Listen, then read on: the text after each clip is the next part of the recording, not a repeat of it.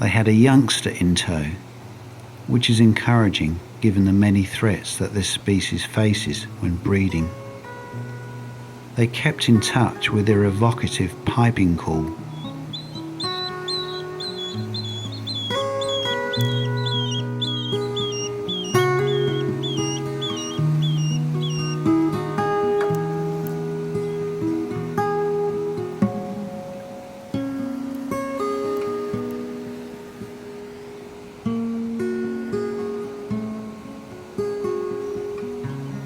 Beachstone curlews are a reasonably confiding species, as long as one stays low and still.